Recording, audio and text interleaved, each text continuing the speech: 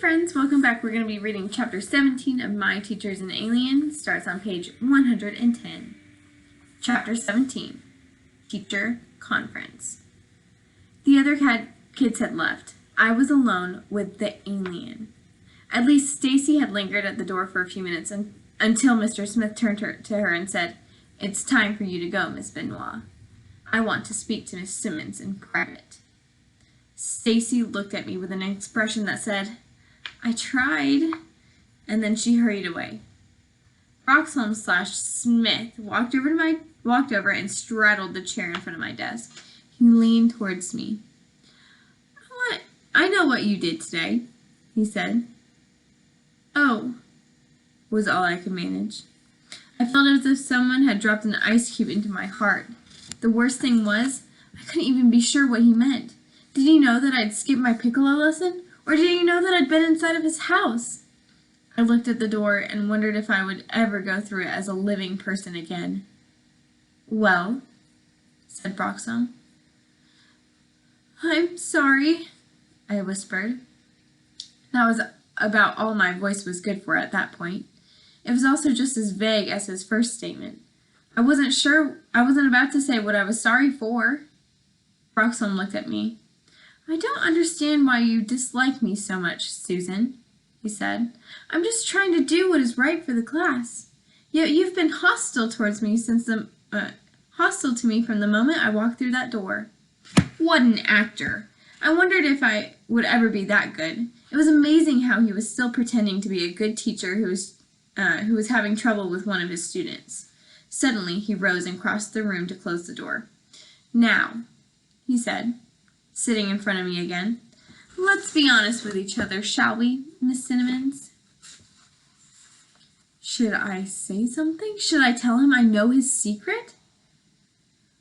"Why are you here, anyway?" I said at last, still playing his game of not saying anything that couldn't be taken at least two ways.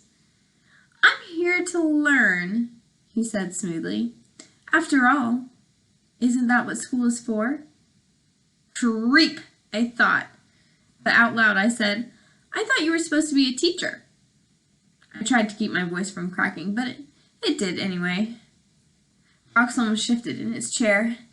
"A good teacher is always learning," he said. "Education is a process of give and take. I have to take certain things in order to learn. Look at all I've taken from this class already. I've taken a lot of nonsense.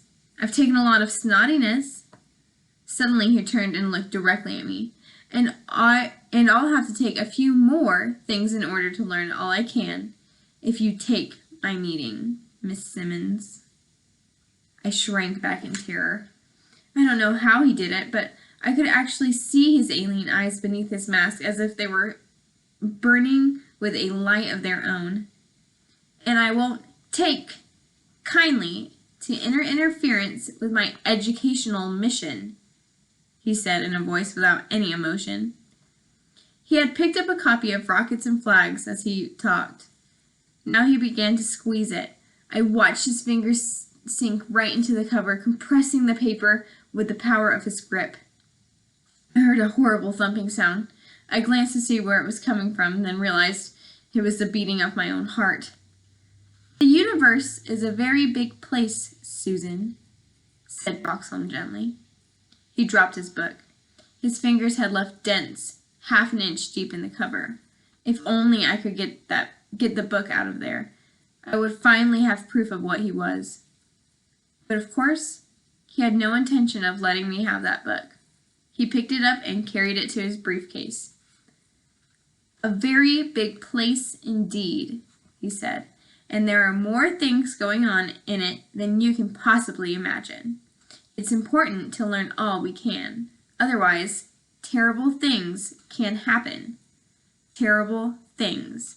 That's my job, to prevent terrible things. Can you understand that, Miss Simmons?" I shook my head. Maybe I should say I shook my head harder since I was already shaking all over. He sighed. "Well, perhaps someday you will," he said. "For now, I simply want you to know that it is wisest and safest not to interfere with your elders. He closed his briefcase. I will see you tomorrow, Miss Simmons, he said, and I trust you will spend the entire day here in the classroom and not enter my home again. I almost fell out of my chair. He knew. He had known all along. Before I could say anything, he went out the door, leaving me alone. That's the end of chapter 17. Oof. We'll see what happens.